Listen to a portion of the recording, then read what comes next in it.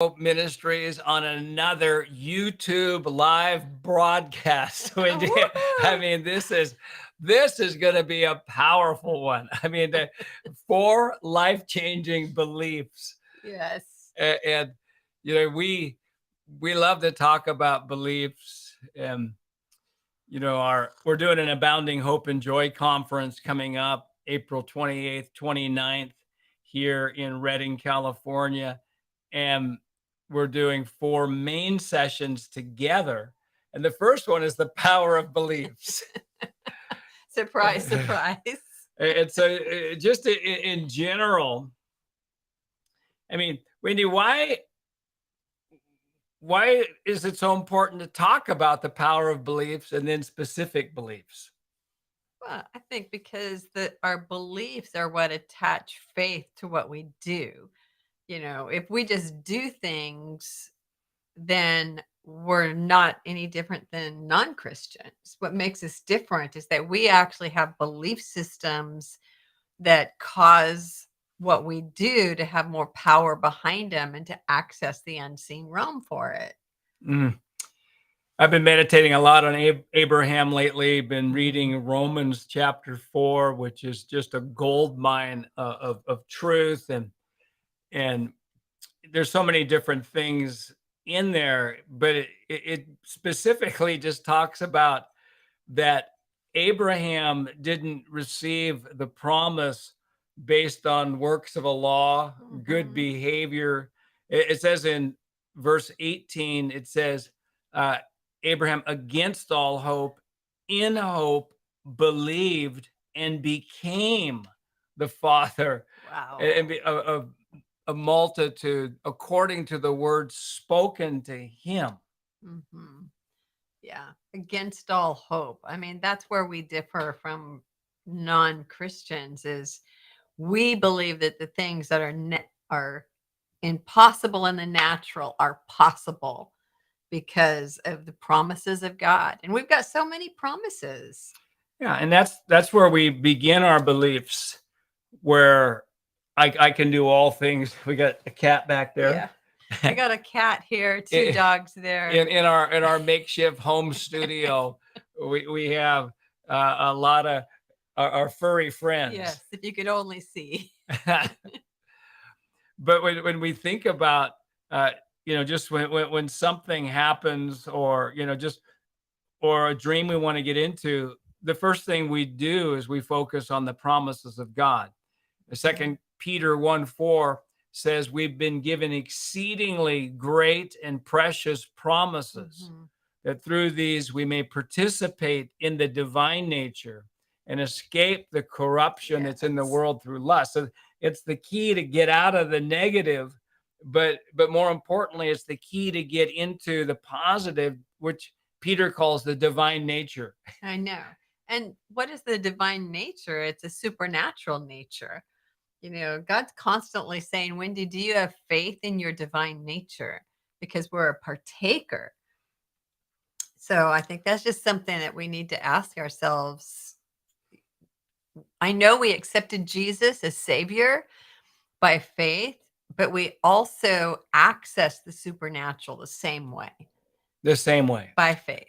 The same way we get into the kingdom is the same way we advance in the Yeah. kingdom. It's hearing good news and believing it. Yeah. Yeah. Good news.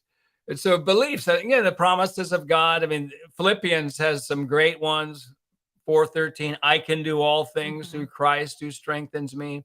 Verse 19, and my God shall supply all my needs according to his Yes. riches in glory.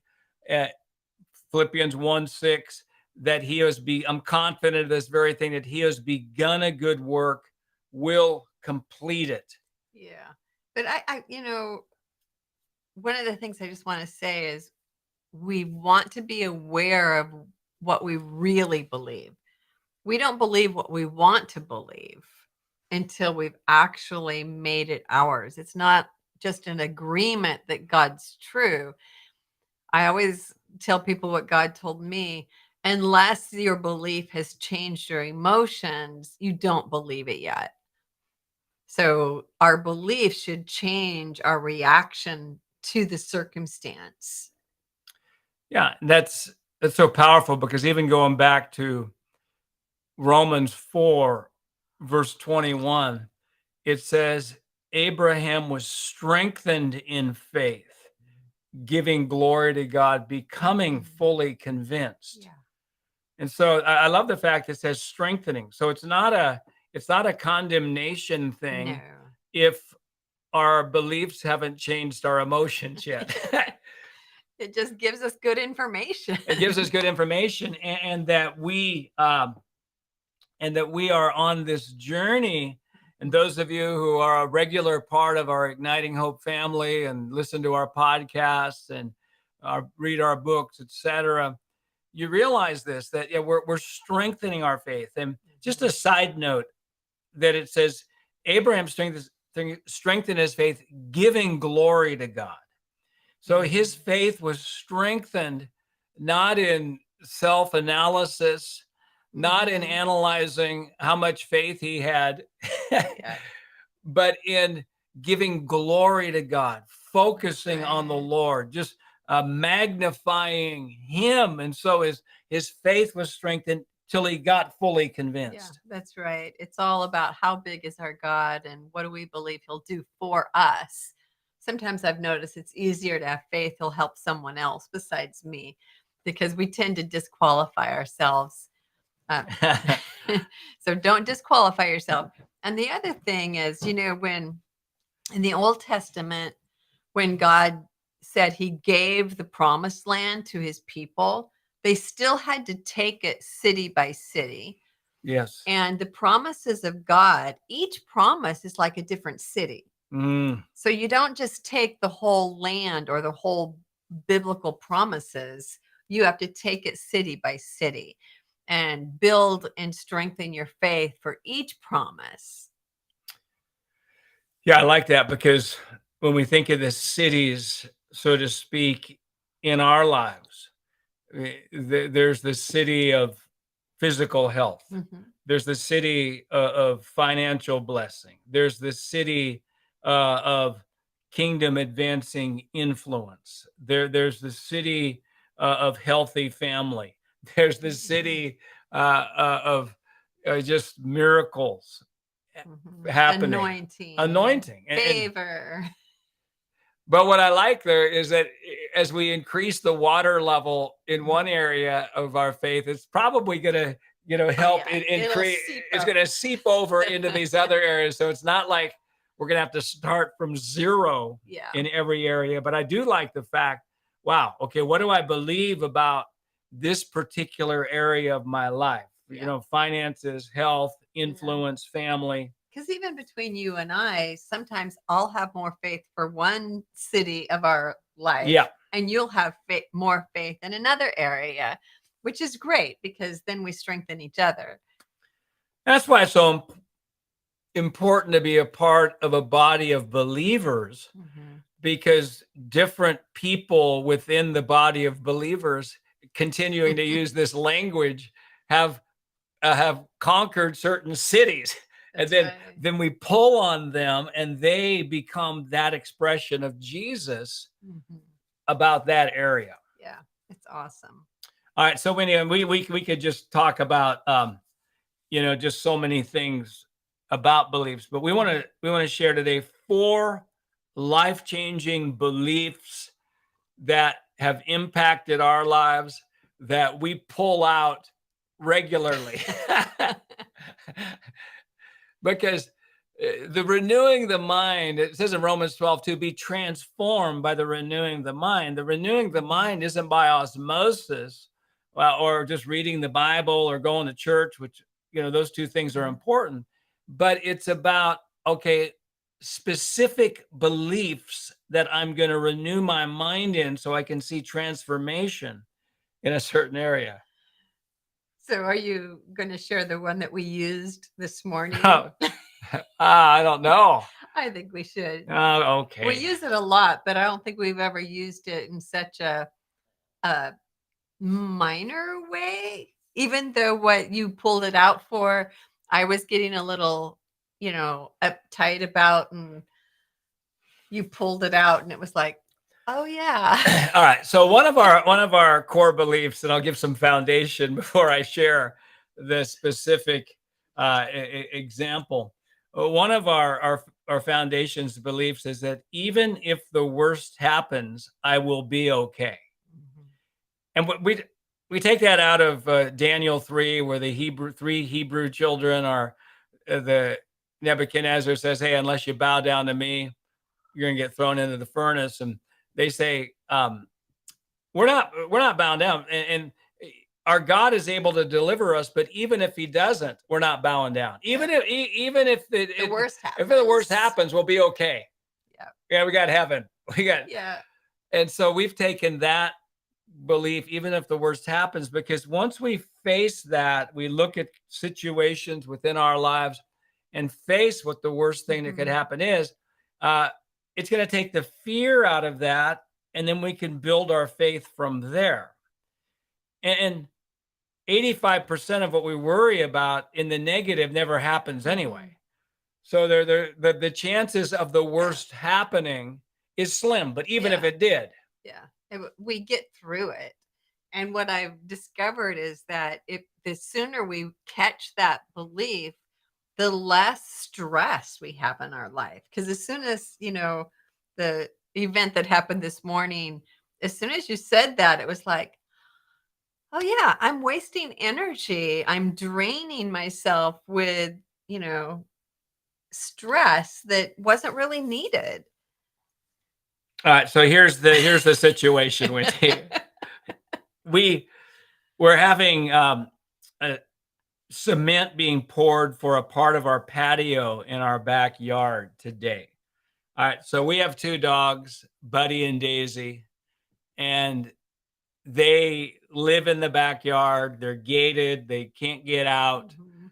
That's and where they do their personal their business. personal business is done back there. And um, but so we needed to keep them in the house a longer today so they wouldn't walk on the cement. So Wendy was concerned today that our newest dog, Daisy, who's 9 months old, who still doesn't have as much self control as our oldest, would poop in the house. All right.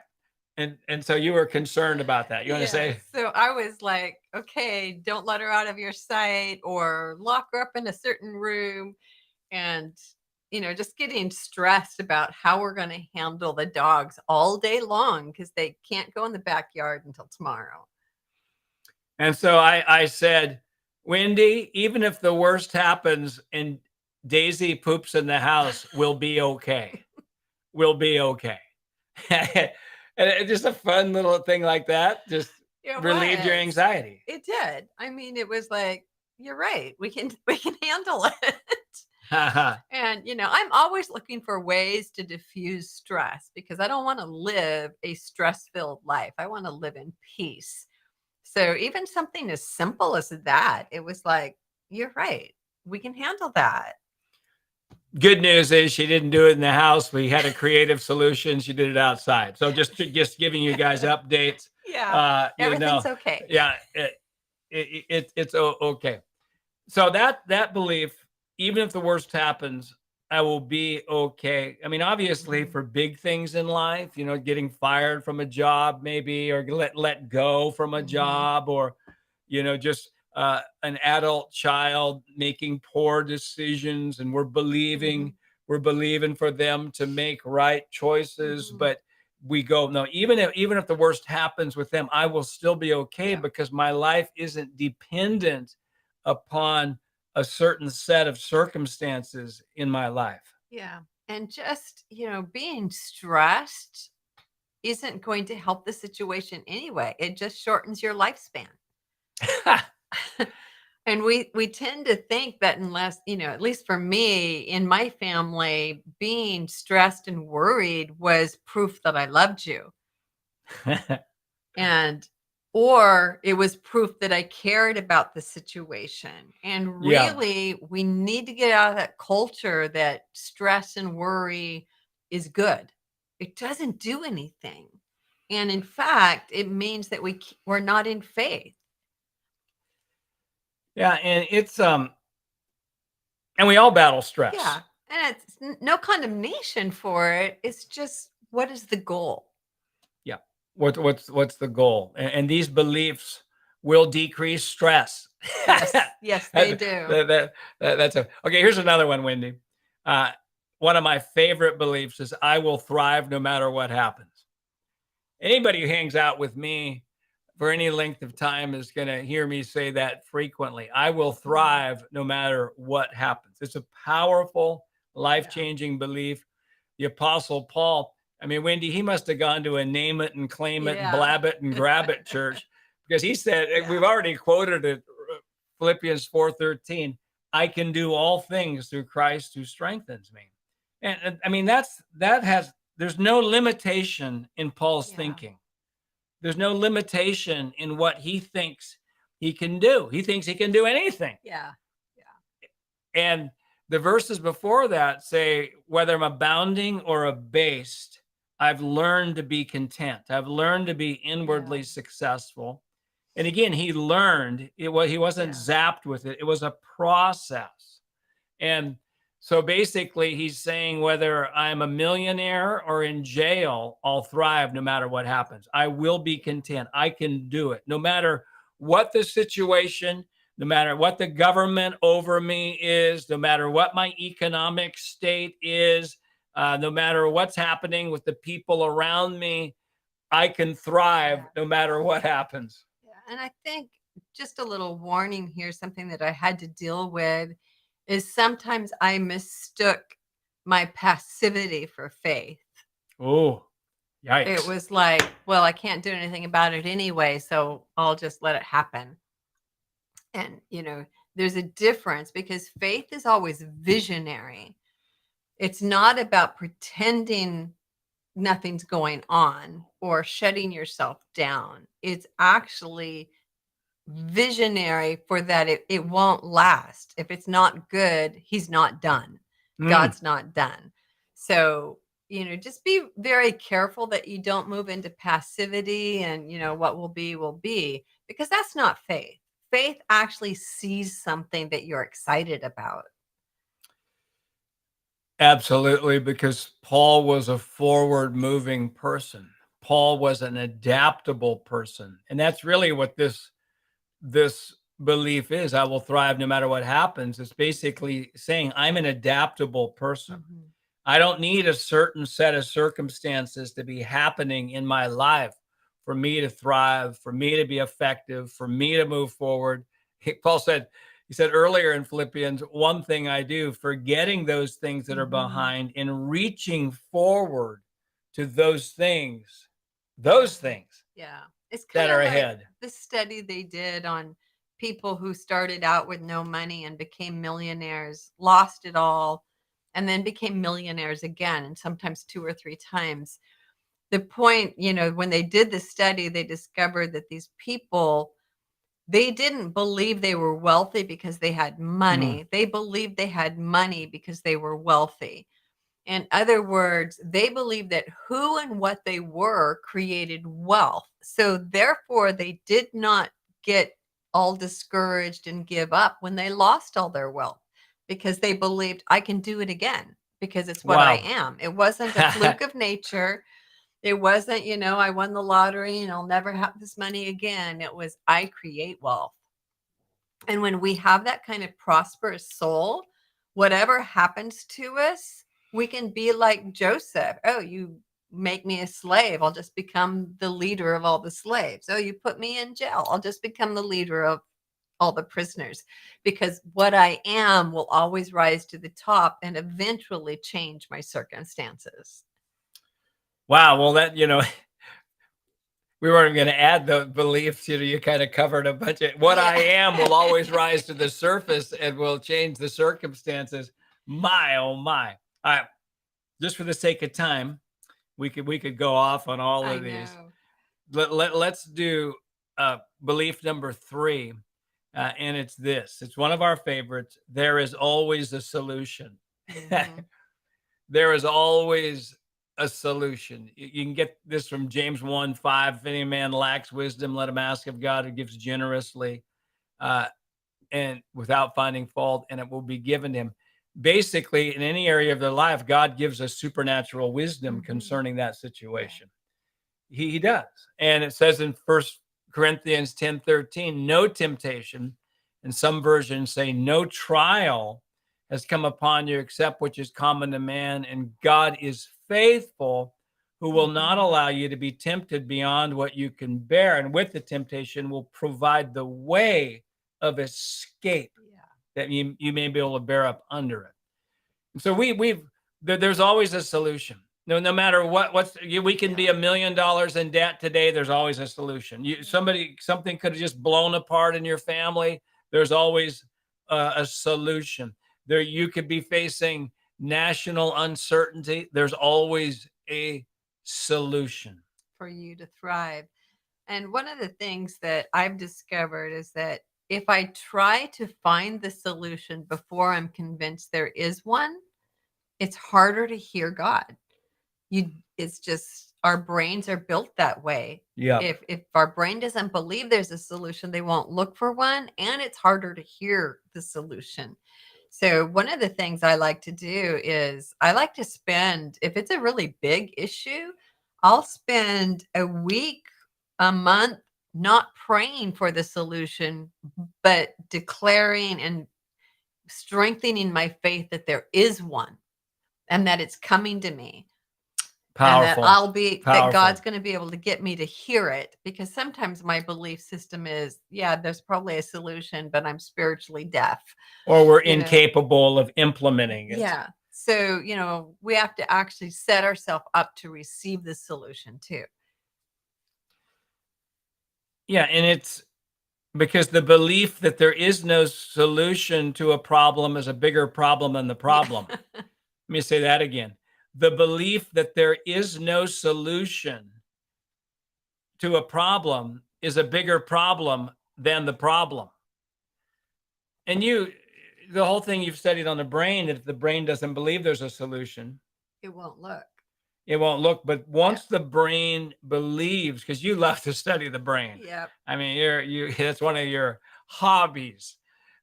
What Once the brain believes there is a solution, it's kind of like a supernatural search engine that pulls things out, and we will see Mhm. things that we never saw before. Yeah. It's kind of, when we're stressed, we actually rob a part of our brain of the oxygen it needs for creative thinking. It's kind of like when you're stressed and you're looking for something, you could actually, your brain might see, I mean, your eye might see it, but you don't see it because of the stress that your brain is under. So, there's lot of good reasons to get rid of stress in our life, because we don't want our brain to be constantly in the fight or flight mode. And that's what stress and fear does. We pull that out frequently. You and I do, my staff and team with Igniting Hope, other people. There's always a Yeah. solution. We're facing Mhm. something that looks and hopeless. We get this spirit of heaviness coming on us, and somebody will say, "Hey, remember, there's always a solution." And then the Yeah. moment we hear that, oh, that's right, there is, and then hope begins to rise. Yeah. And I think we need to realize that hope is really general. It may not be that one thing will be fixed, but God will make a way so we still thrive despite that. Right.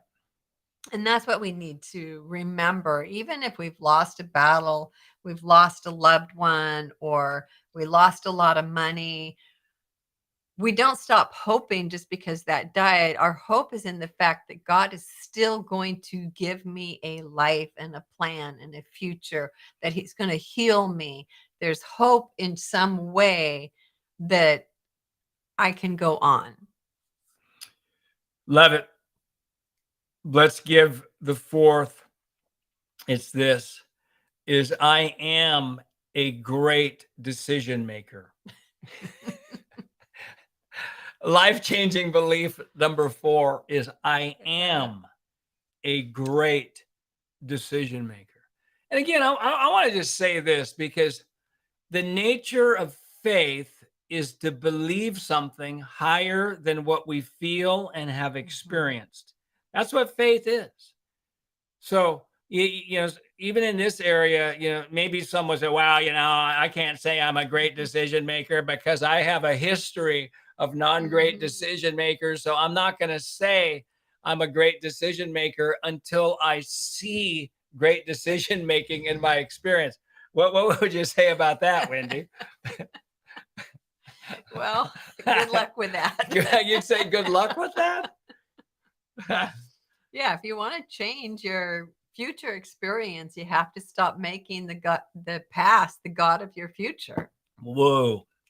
So there's this thing we have to stop using the past to define who we are and stop having faith in the past and how we've done it before.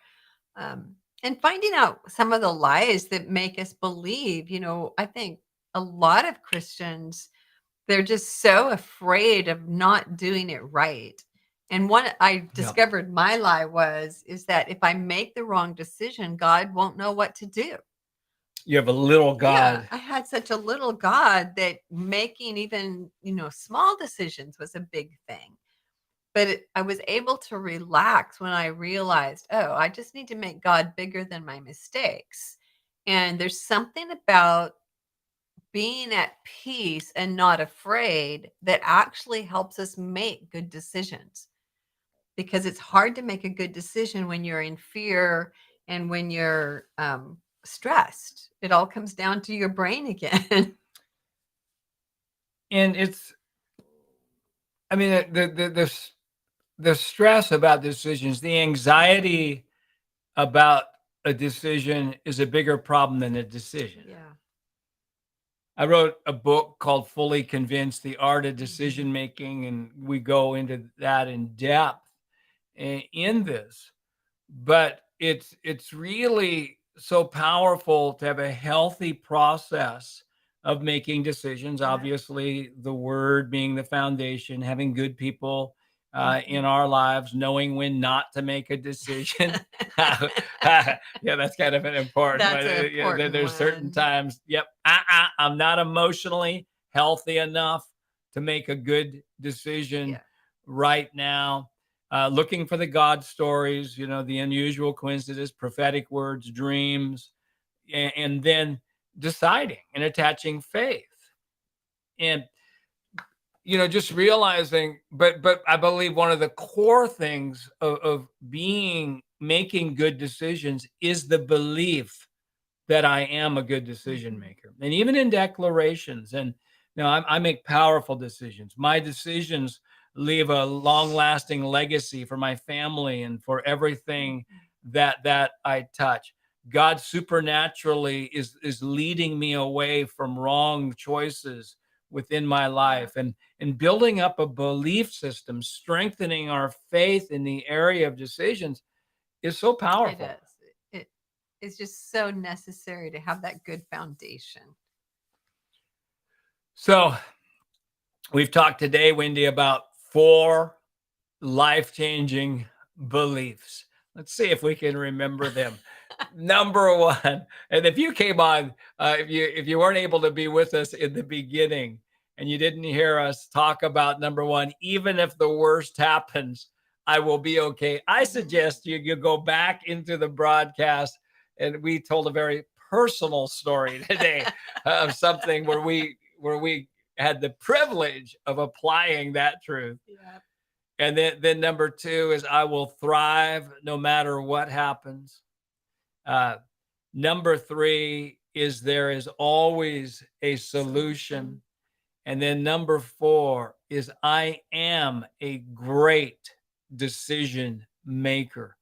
4 Mhm. powerful beliefs that, because to renew our minds with, as we renew our minds with those beliefs, not only just when a bad circumstance Yeah. happens, because yeah, we pull those out a lot when we face Yeah. negative circumstances, but those are to be built up Yeah. prior to. Yeah. It's making those declarations until we believe it, and there comes a point where you don't have to work at it anymore. those declarations, you come up with a circumstance and it just flows out of your mouth. And it's like, oh, I didn't have to consciously pull that declaration into the situation. It just came out.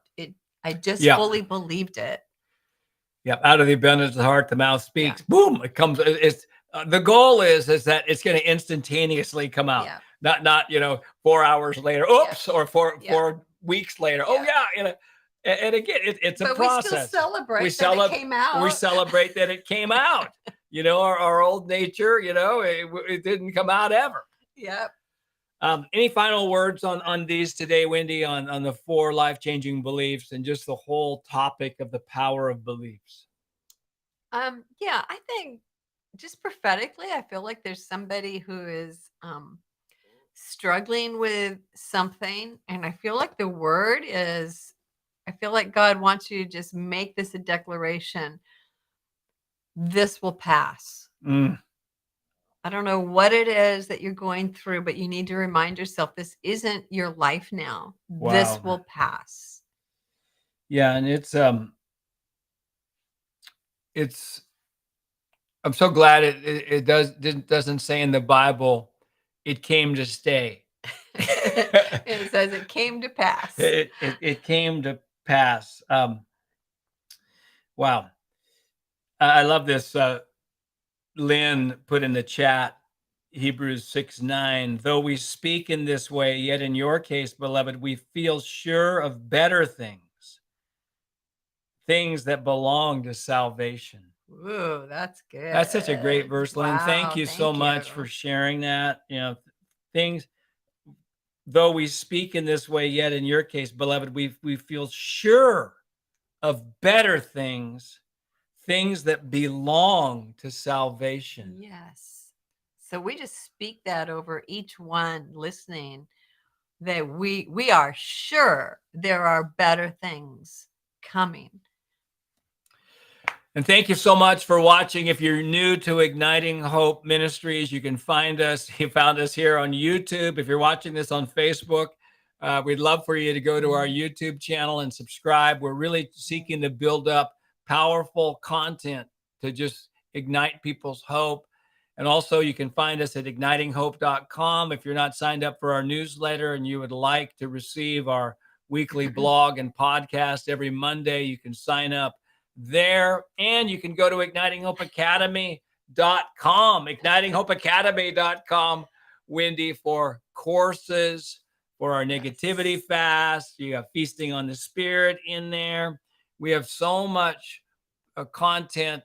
And also, I just released a new book, Wendy, that's out on Amazon right now, both in hard copy and in ebook Kindle form, called Igniting Joy in 40 days. If you're looking for a devotional or you just want to ignite your joy, that 40-day devotional is powerful. You go after joy, you're going to upgrade your beliefs, you're going to upgrade your relationships, you're going to upgrade your theology. You're going to upgrade your strength, because the joy of the Lord is your strength. If you're feeling weak, joy is your answer.